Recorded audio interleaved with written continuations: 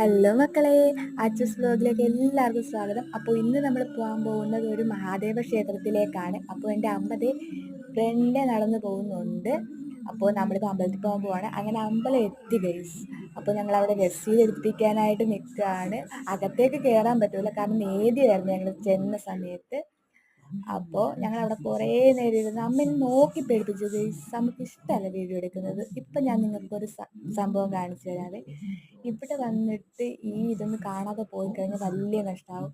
അതുകൊണ്ട് ഞാൻ അതും വീഡിയോ എടുത്ത് വഴിപാടും മേടിച്ച് ഞങ്ങൾക്ക് വേറൊരു സ്ഥലം വരെ പോകണമായിരുന്നു. അങ്ങോട്ട് പോയിക്കൊണ്ടിരിക്കുക. ഇപ്പോൾ അവിടെ ചെന്നപ്പോൾ ആ ഓഫീസ് അടച്ചിട്ടിരിക്കുക ഗൈസ്. ഇന്ന് അവധിയാണ്.